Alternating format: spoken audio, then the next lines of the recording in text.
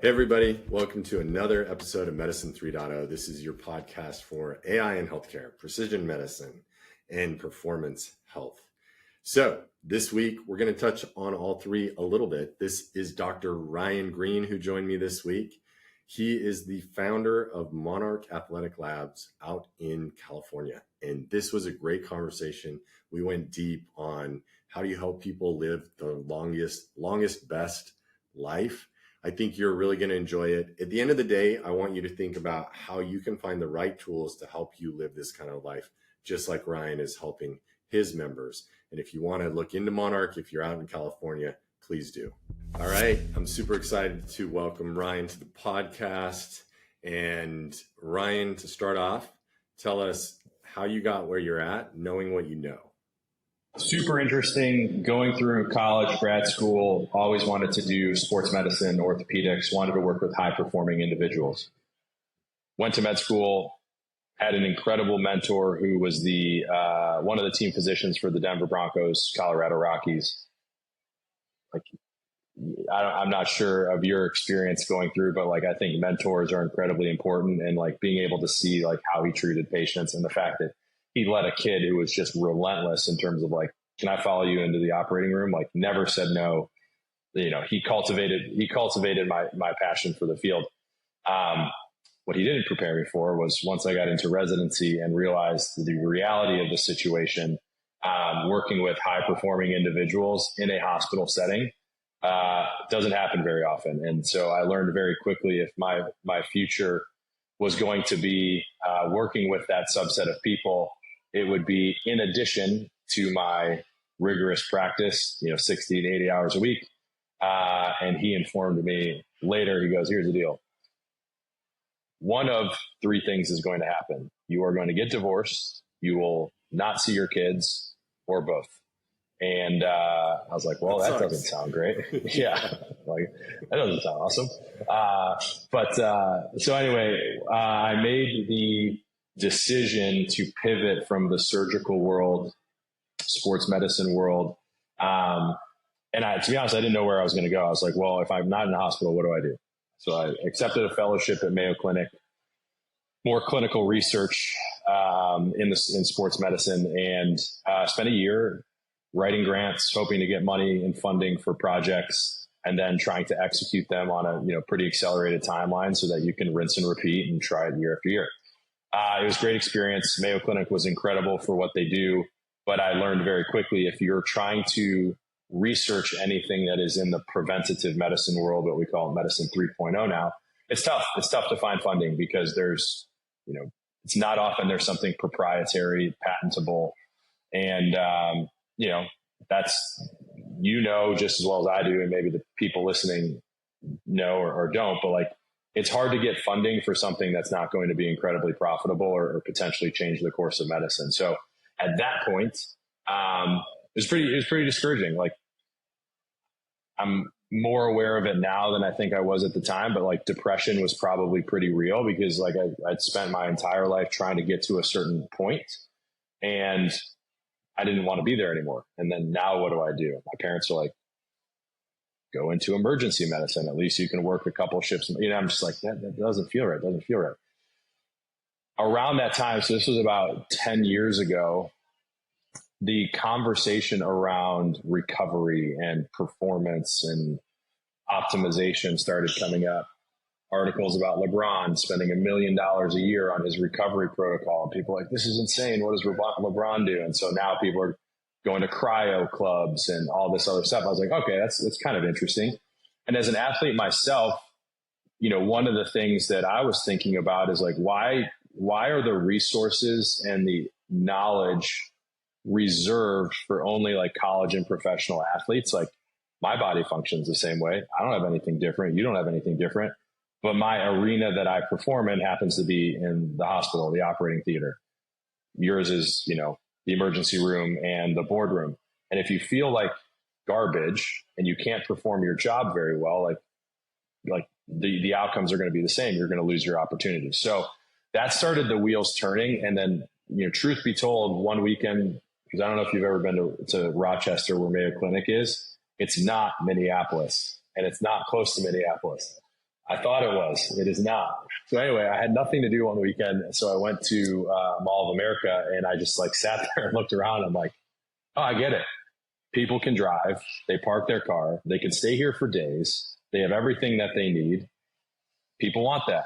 And so that was really kind of like the catalyst to allow me to start thinking about, well, what would a one-stop shop look like for health and wellness? And in my mind, what I wanted to emphasize with this concept was I believe people are starting to understand and appreciate that exercise is important. It's something that they should do on a regular basis. If I was to query you and said, hey, Jared, would you consider yourself a healthy person? Most people's first response is like, yeah, I exercise and, I do all that. Like no one says like, yeah, my A1C is 5.3 and like my cholesterol levels are good. Like no one ever says that.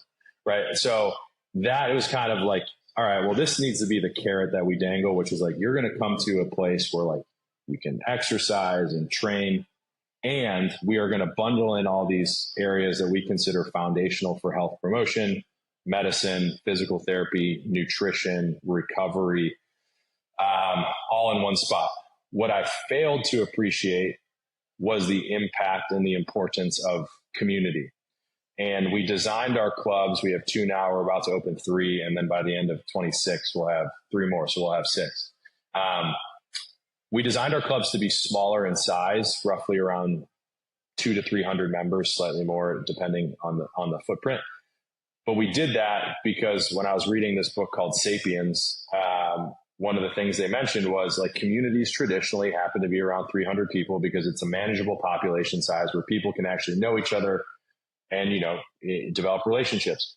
So almost by default, we realized not only from a business standpoint, not opening 100,000 square foot facilities like traditional big box entities, having smaller spaces allows us to open more of them.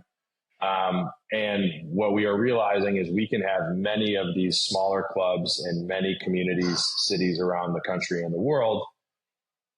And they all operate the same way. They're all functioning with the same foundational principles.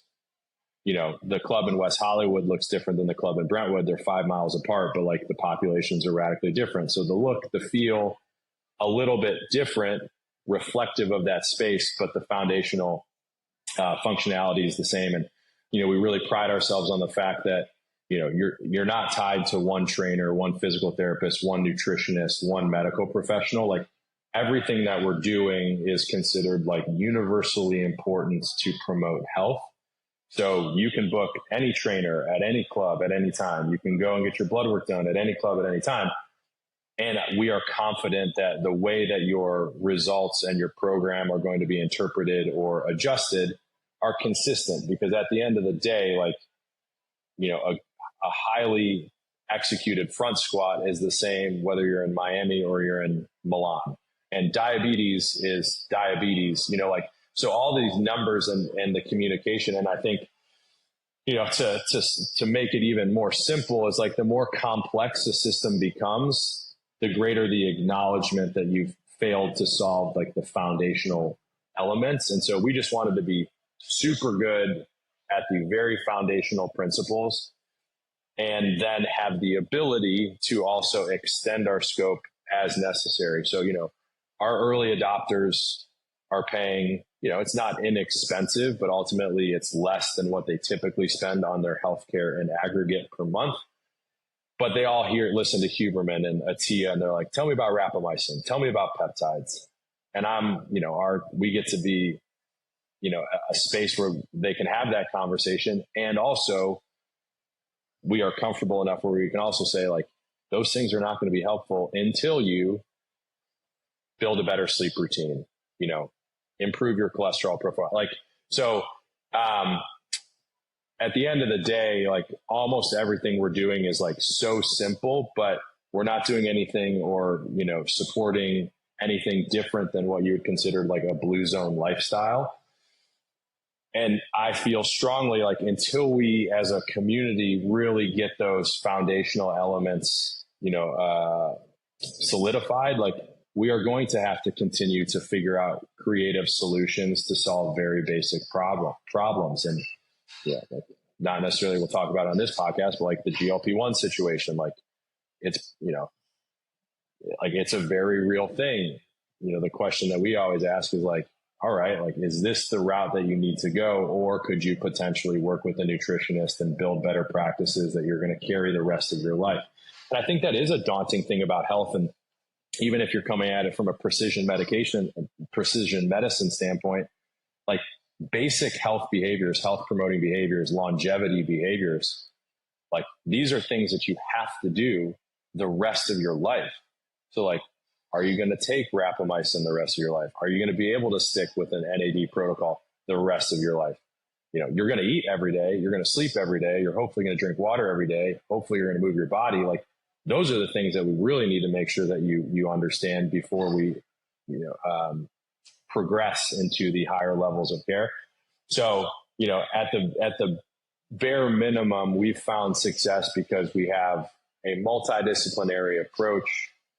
People love the fact that they are a part of a community where they get to know people, and we're doing very simple things where if they just show up, they'll do well. Like, and that's the simplest part. So that's my journey in a nutshell. And like, part of the reason I wanted to do surgery, truth be told, is like, I didn't really want to have relationships with patients. I was like, I don't really want to get to know about your like family history. Like, I'd rather just like meet you, cut on you, see you. So the irony is, like, turns out like I actually really do enjoy like getting to know patients and like learning more about them. And like, I really do think it's important. And, I think especially from a health standpoint where like it's a sensitive topic, it requires, vulnerability to like actually share what's going on.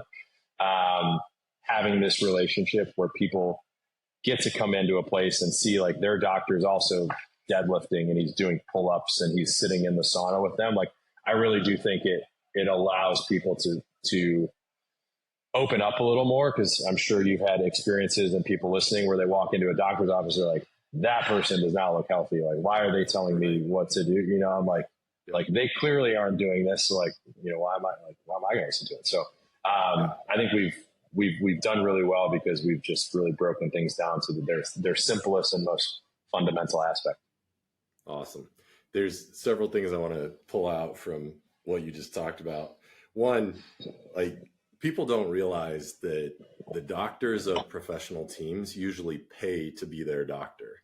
Totally. For free. Right? Like, everybody thinks, oh, those doctors, they have the best life because they're the doctors for the Broncos or the Panthers or whatever. And usually those doctors are paying for the privilege to 100%. to take care of those patients. And it's cool. But yeah, the other thing that I thought was really interesting, I'll touch on that last point you made. My mom and dad were going to the same doctor, and the doctor was telling my mom she needs to lose weight. My dad, he was actually much more obese than my mom. And my mom was like, I'm not going to listen to that doctor. The guy weighs like 350 pounds. Like, yeah. And so, yeah, I think it's really important to like walk the walk and so that your patients trust you. And then the other thing, and then I want to ask you a little bit more about Monarch, because I want people to understand, like, where is Monarch? It's only in certain places, not available to everybody. Is there like any plan for like virtualization in the future, stuff like that? But the other thing that I think is really interesting is that progression of yours of kind of going from, I want to be a high performing surgeon, to I really just want to help people be as healthy as possible. And how can I do that? And it's not easy. Like, there is no practice you could have just gone to do that. And the fact that you created a practice that contains all this is pretty remarkable. So that's a point that I'll make. Thanks. Then I'll ask, tell us a little bit more about Monarch, where it's located. Yeah.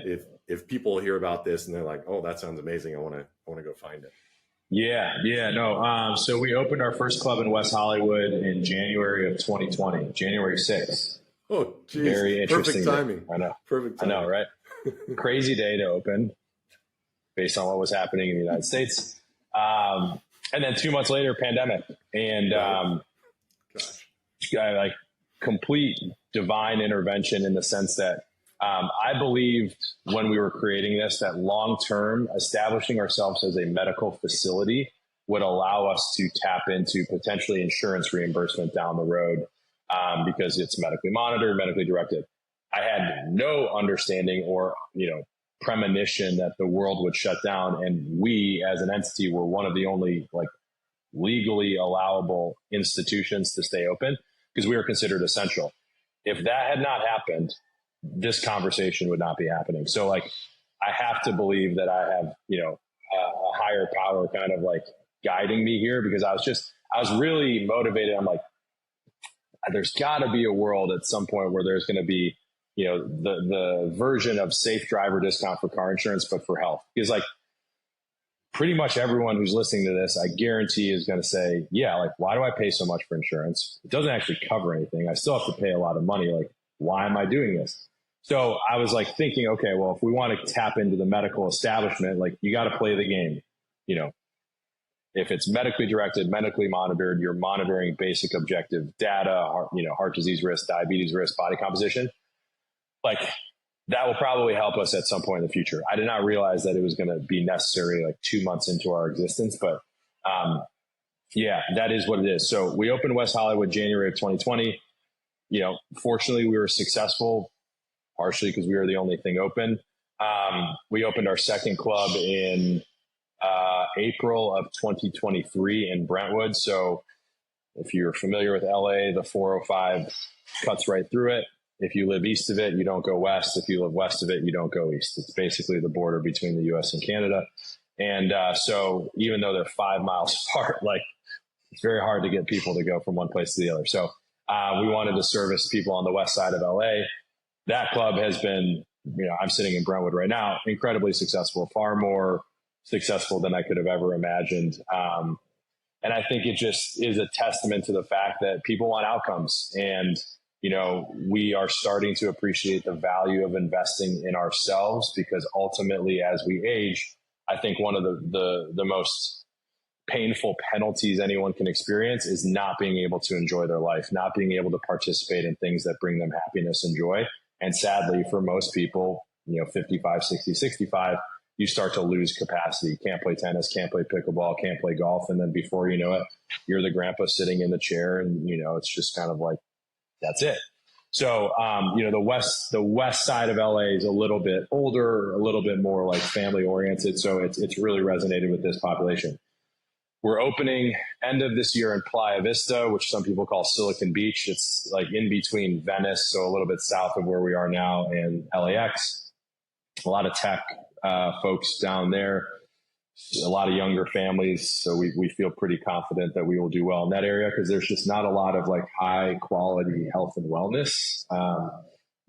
And again, like there are really good, anti-aging and functional med and precision med docs out here, but like to the point that I made initially, like, people are busy. They have a lot of stuff going on and it's hard for them to even build time in to get like exercise or movement in.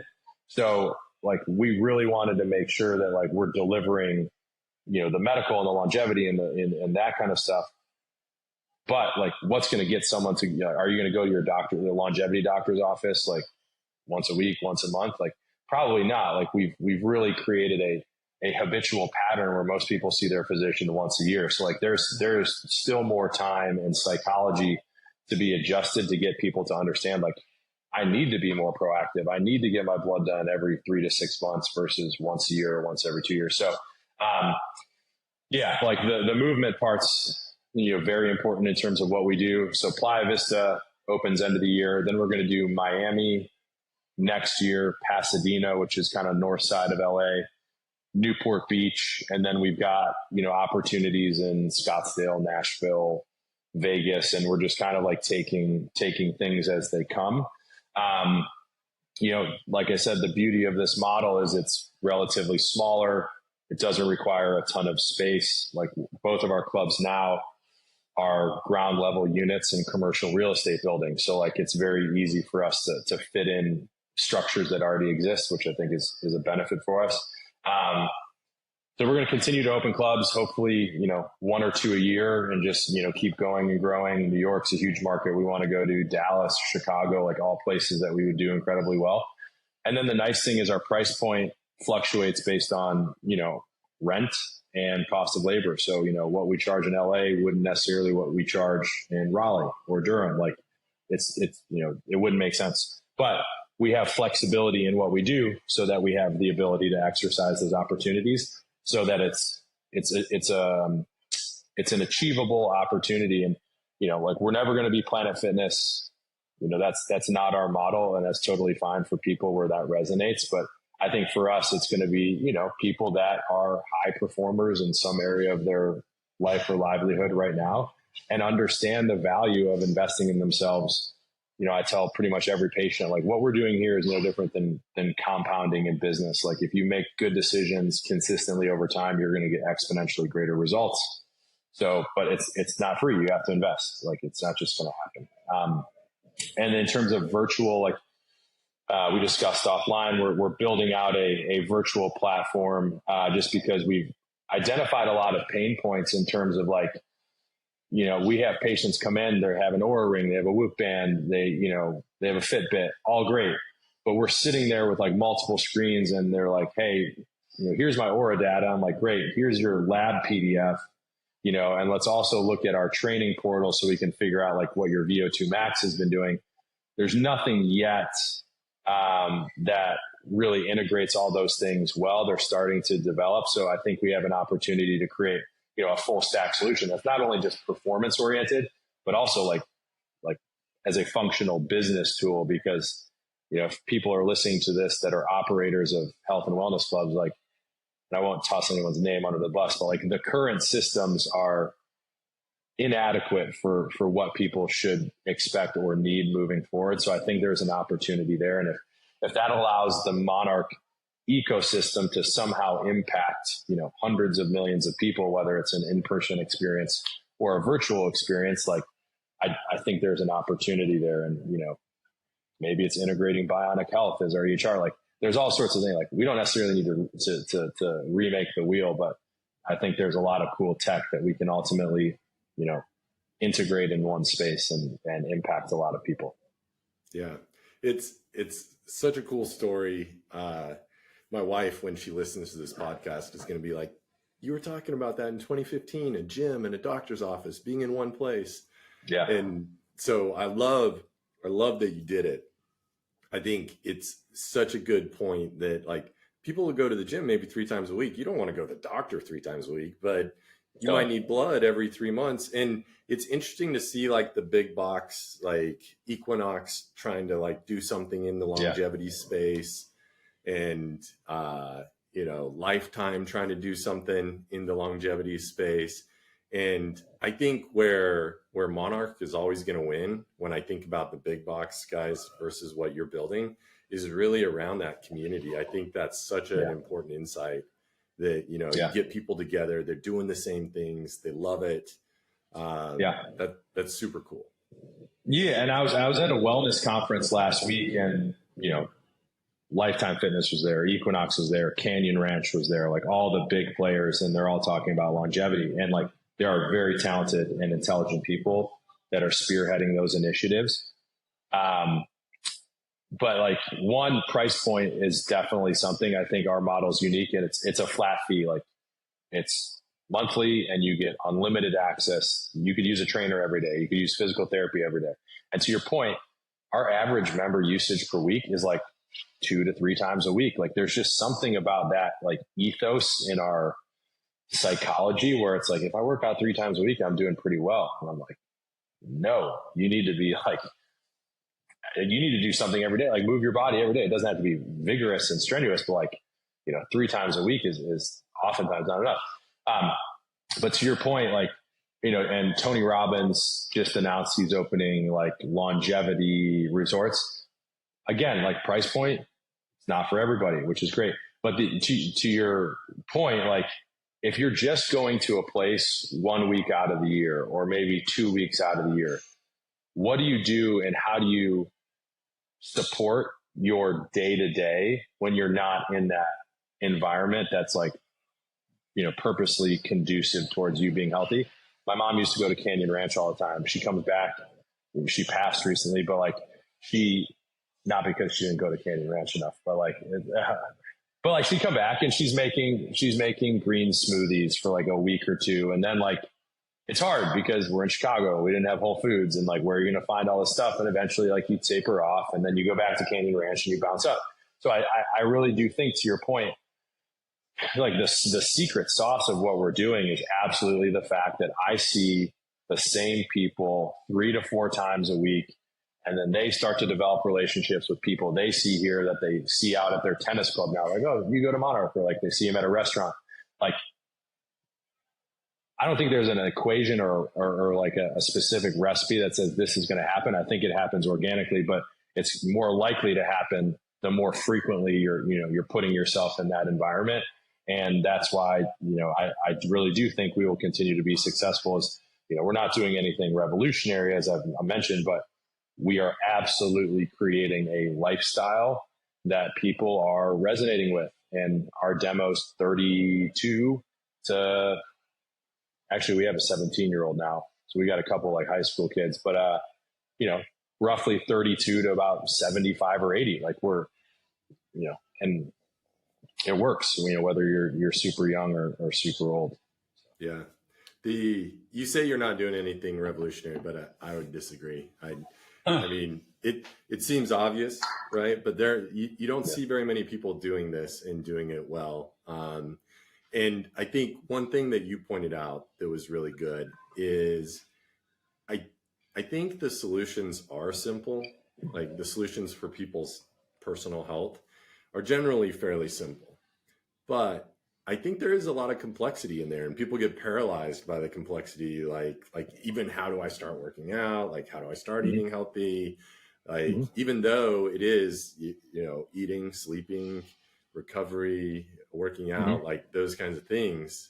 And so I think like taking that complexity and making it simple is part of the magic that you guys, I'm sure, kind of do. So how do you think through that? How do you make it as easy as possible for somebody to go through a change? Yeah. So that's a great question. I'll kind of give you our onboarding journey. So every member who joins, regardless of who you are, is going to meet with the medical team, history, physical, body composition, whether it's in body or STICU, basic blood work. So I say it's basic. It's like a longevity panel. So everything you get in primary care, plus we're doing ApoB, lipoprotein little a, we're doing hormones, we're doing markers of inflammation, vitamin D. And then depending on the individual, we can add a couple other things in there, just kind of based on what they show up with. So that's all done week 1.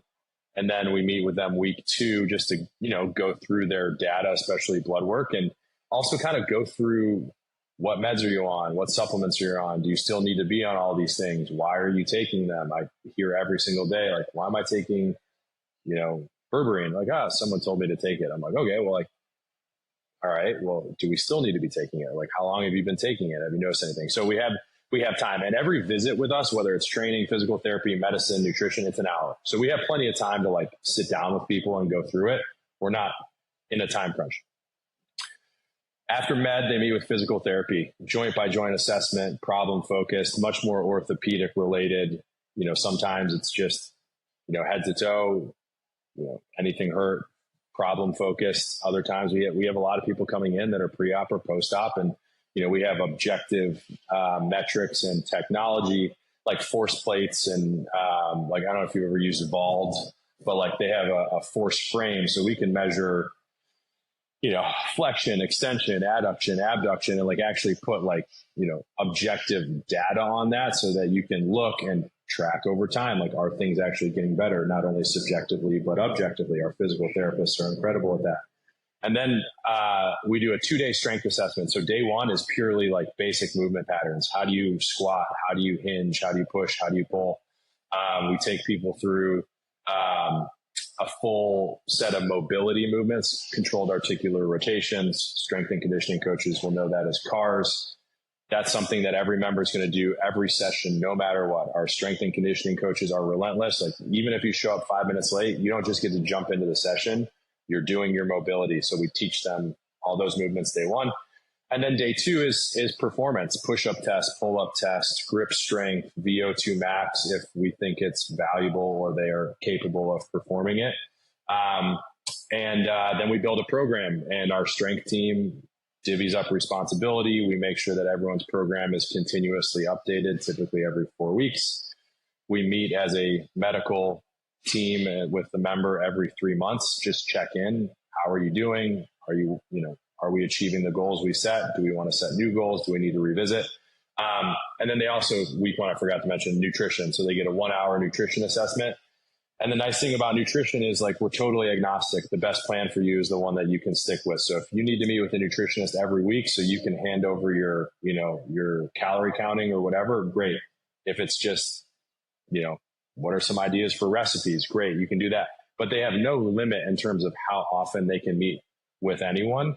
And one of the things we're working on, especially with nutrition, where everyone says, like, I want a nutritionist. When the nutritionist tells you, like, you need to change your behavior, you see a precipitous drop off and follow up, because, like, sometimes people just don't want to hear that I can't have these things anymore or whatever. So we're working on ways to allow that lifestyle change to be better adopted. But that's our typical onboarding experience. And then beyond that, it's quarterly check-ins. We do quarterly performance testing just to make sure that we're building strength and capacity. And then physical therapy is there to kind of like catch people when things start to not feel right.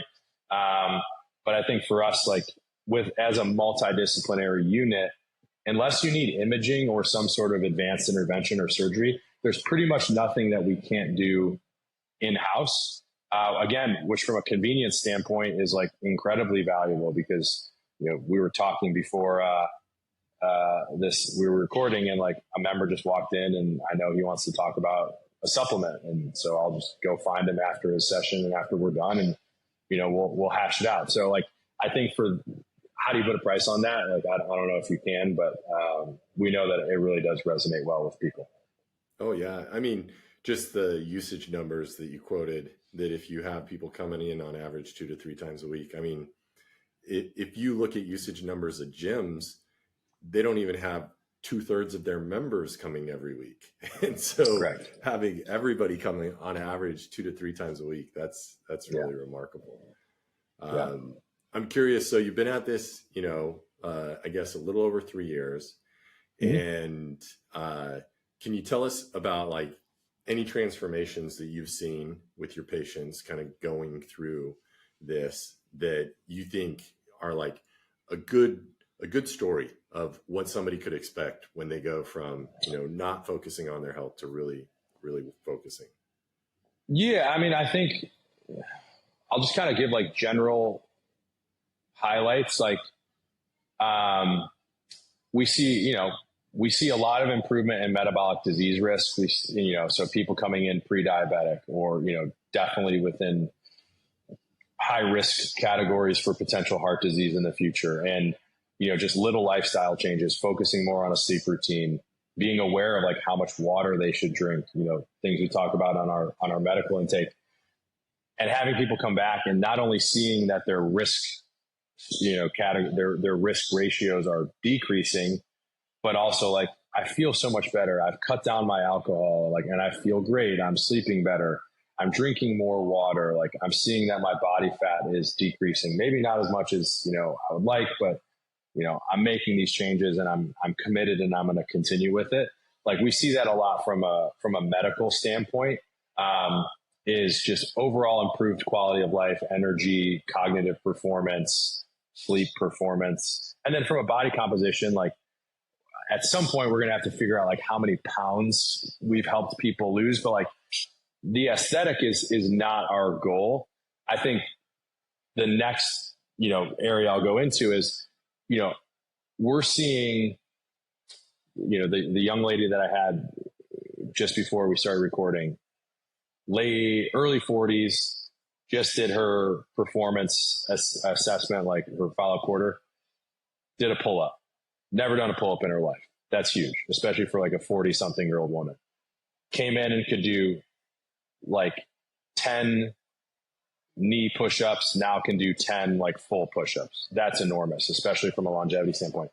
we have 50, 60-year-old men who are like, my deadlift has increased 100 pounds. And like, how does that, impact your daily life? Like, but like, I don't know exactly, but I know for a fact that like, if you're strong enough to be able to pick things up off the ground and then put them up somewhere, like that will probably help you down the road. So we're seeing like incredible performance data just in terms of like things that people never thought were possible or assumed just because I'm this age, these are the things that I won't be able to do.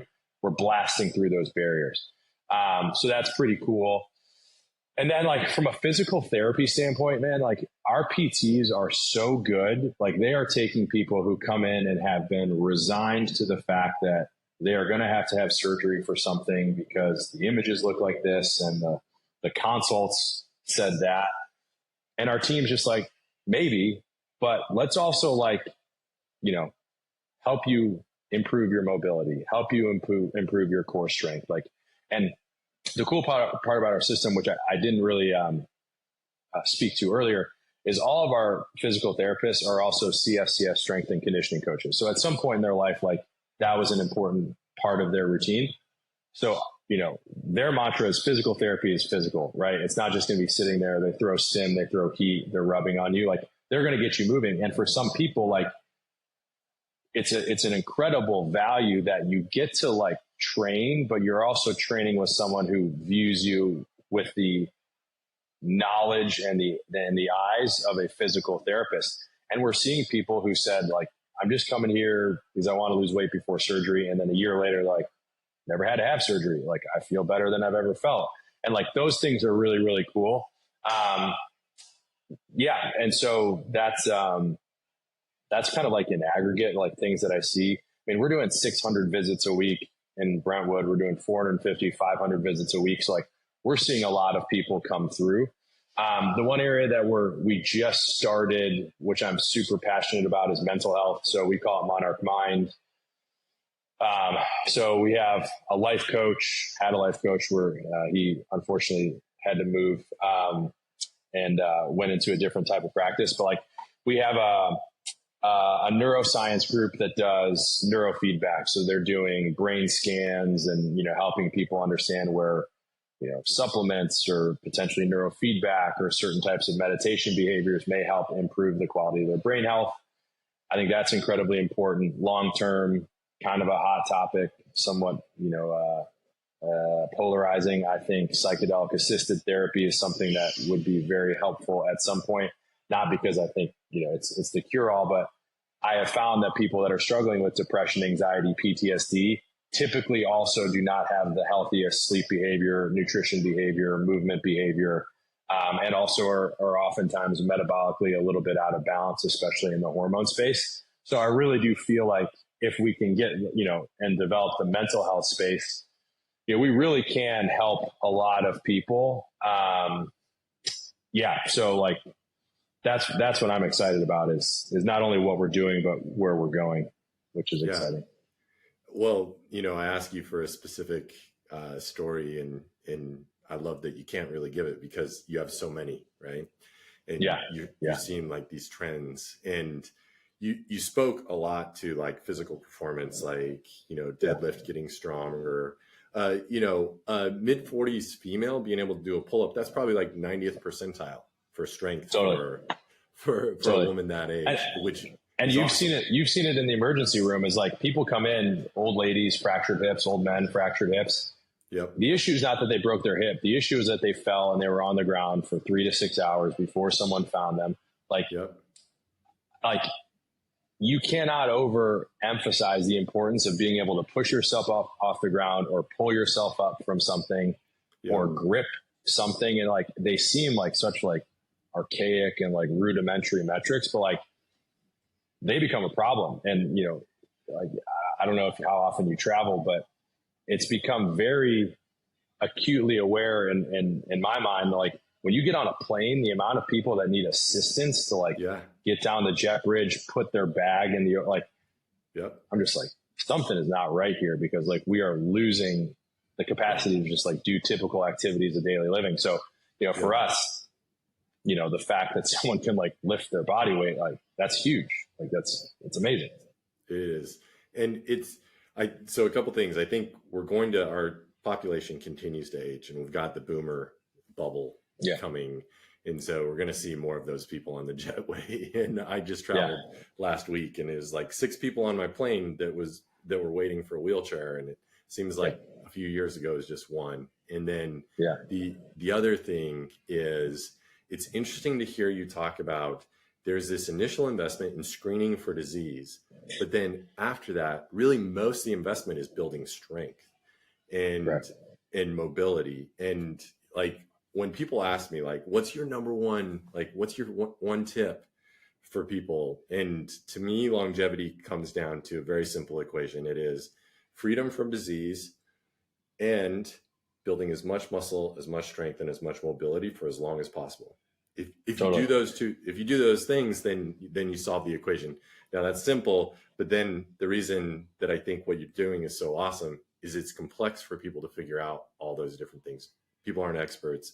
And like, even your physical therapists who are strength coaches, like, that's so important. I know that we have to keep this kind of short this time. Maybe I'll be able to get you back on here, but before we finish up, anything that you would like people to know, anything you want to leave people with?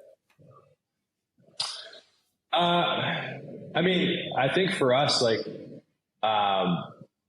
totally selfish, from a Monarch business standpoint, like, part of how we grew and have grown is we found people that are interested in health and longevity and want to see a Monarch club where they live. So, if you have a group of people or a group of folks that invest and want to invest in something that will become a part of a larger network of like-minded longevity focused people, reach out, because we don't have a specific roadmap where we have to follow these cities at this certain time. If you want to get involved with what we're doing, by all means, reach out and we can see if we can find a creative solution to help get a Monarch where you guys are, as fast as possible. That's awesome. Ryan, it's been a pleasure. I hadn't met you before, man. And so it was great meeting you. I love what you're doing. Yeah, you too. And thanks, appreciate your time. Yeah, you as well, man. And it's incredible. Anyone who's been a founder of anything, I now have the utmost respect for, because it's not for the faint of heart. So congrats with all you're doing as well. Thank you for listening to another episode of Medicine 3.0. We make this podcast so that you know where to turn for good information on keeping you and your loved ones healthy.